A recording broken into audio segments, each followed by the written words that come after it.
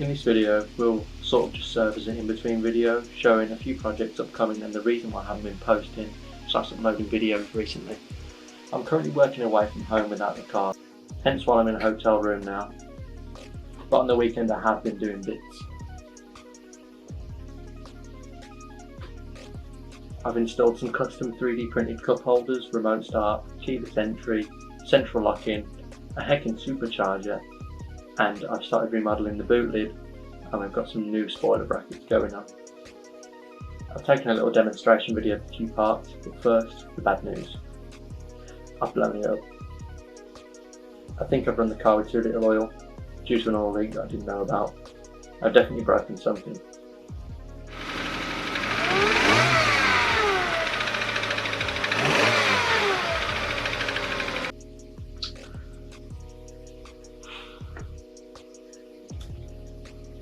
But it's not too bad.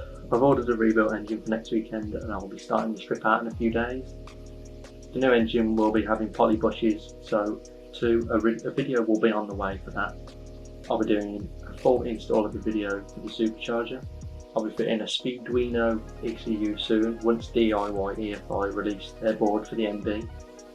I'll be doing a video of the cup holders, which I've custom 3D printed and designed, that goes in the centre console, which I do have a small video of, and I'll be selling sets if they're popular. I wanted to give away the STL to others looking to print them, and I'm just going to talk you through this video now. This is the key. I'll leave a link in the description for all the kits that I've bought to get all this working. Probably about 5 or 6 hours work, maybe a little bit longer.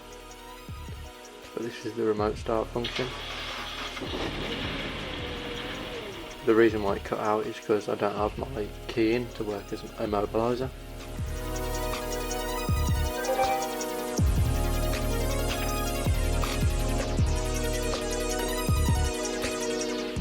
But if you've already got central lock-in, the remote start kit won't cost a lot at all. It won't take a lot of time either. Everything, all the wires are in one place where you don't need to cut into, and you can leave the original key in if you'd like.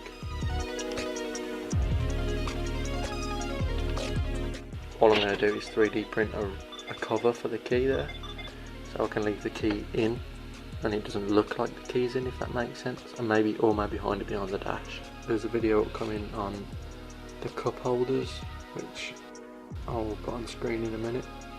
The boost gauge is currently faulty, but I'll be doing a video on that. Cup holders are custom. I might be selling these.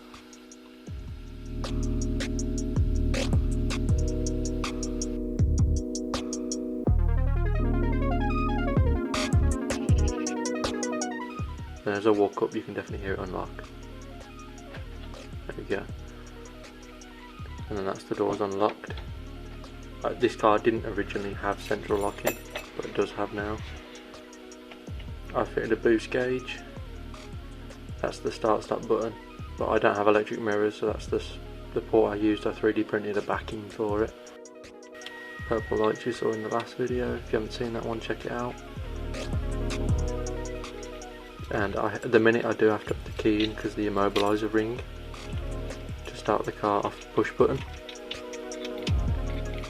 And I need to turn the key to get the steering lock off.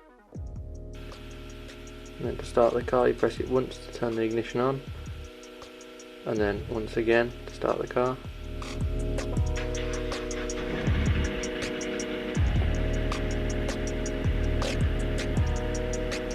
And then once again to stop the car.